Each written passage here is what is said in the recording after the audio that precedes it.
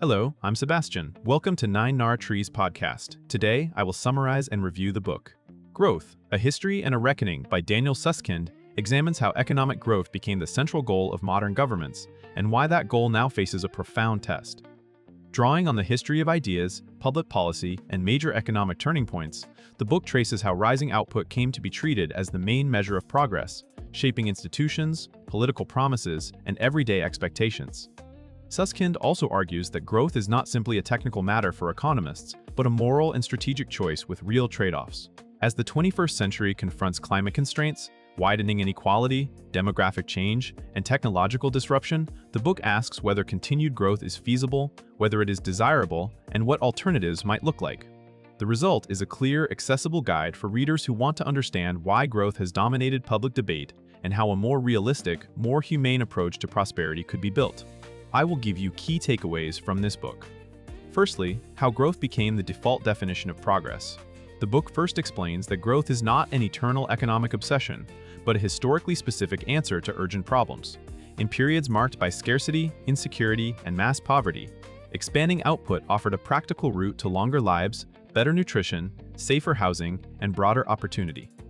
Susskind explores how growth moved from being one desirable aim among many to becoming the organizing principle of policy. Measures like national income accounting helped make growth legible and comparable, while political competition made growth an attractive promise that could unite diverse groups. When growth is strong, governments can fund public services, reduce conflict over redistribution, and sustain social bargains. When it weakens, politics becomes harsher because more groups compete over a smaller pie. This topic also highlights an important shift. The goals attached to growth expanded from material relief to a wider vision of modernity, capability, and national strength. Yet the same institutional fixation that once delivered remarkable gains can also narrow the imagination, encouraging leaders to treat growth as synonymous with success, even when it comes at high social or environmental cost. Understanding this history sets up the book's central question: if growth was a choice, it can be reconsidered. Secondly, the achievements of growth and the hidden costs. We ignored, Susskind treats growth with intellectual honesty. It has been a powerful engine of human betterment, but it has never been a free lunch. This section emphasizes the concrete benefits associated with sustained expansion of productivity and output, including higher life expectancy, mass education, technological capability, and resilience against shocks. Growth also enabled welfare states and large-scale public investment that would have been politically impossible in stagnant economies. At the same time, the book argues that the standard growth story often downplays costs that were displaced, delayed, or unevenly distributed. Environmental damage is a central example where the full price of emissions and ecosystem loss was not reflected in market transactions. Another cost is inequality, as some growth models amplify returns to capital or concentrate rewards in superstar firms and high-skill workers.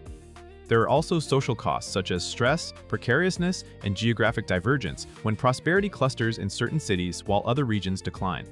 By laying out both sides, the book invites readers to move beyond simplistic pro-growth or anti-growth slogans and toward a more practical question: under what conditions does growth improve lives, and when does it undermine the very foundations of prosperity?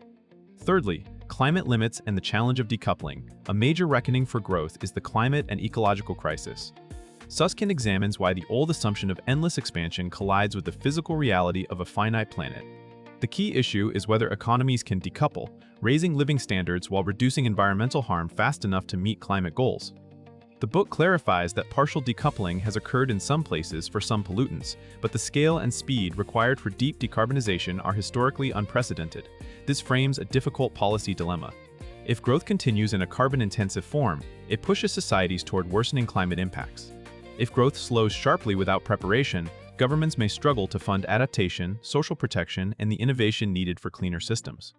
The discussion highlights the role of technology, regulation, pricing carbon, and public investment, but also stresses that technical solutions do not eliminate moral choices about consumption, fairness, and responsibility across countries. High-income nations that benefited from past emissions face different obligations than developing nations that still seek basic prosperity. By treating climate as a binding constraint rather than a side issue, the book encourages readers to evaluate growth strategies in terms of environmental feasibility and intergenerational justice. Fourthly, technology, productivity, and the politics of shared prosperity. The book connects the future of growth to technological change, especially automation and digital innovation. Susskind explores why new technologies can raise productivity in principle, yet still fail to produce broadly felt improvements in living standards. One reason is distribution. Even when an economy grows, the gains may accrue to owners of scarce assets such as advanced skills, intellectual property, data, or capital. Another reason is measurement and diffusion. Some benefits are hard to capture in traditional statistics, while adoption can be slow outside leading firms and regions. The political consequences of these dynamics are central. If people experience technological progress as insecurity, weaker bargaining power, or declining community stability, support for markets and open societies can erode. Susskind therefore treats growth not just as a macroeconomic target, but as a design problem. How to shape institutions so productivity gains translate into better lives for many. This topic emphasizes policy levers, like competition policy, education and retraining, labor market protections, and the structure of taxation and transfers. The underlying message is that technology does not dictate social outcomes.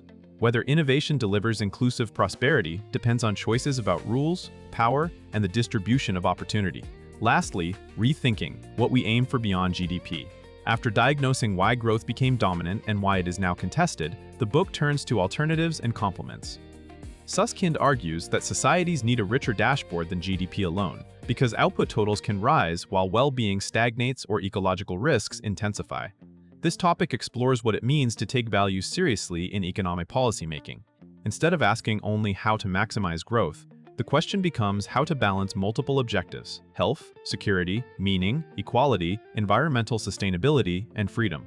The book also addresses the practical difficulty of operating without a single headline target. Growth is simple to communicate and compare, which is part of its political power. A broader framework must therefore be both morally compelling and administratively usable. Potential approaches include well-being metrics, adjusted national accounts that price environmental damage, and policies that prioritize foundational services like housing, childcare, and public health.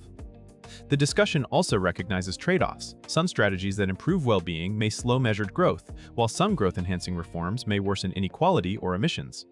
The value of this topic is that it reframes prosperity as a collective choice. It equips readers to evaluate policies not only by how much they expand the economy, but by what kind of society they build. In conclusion, this book is best suited for readers who want a clear account of why growth dominates politics and economics, including policy professionals, students, business leaders, and engaged citizens worried about climate and inequality.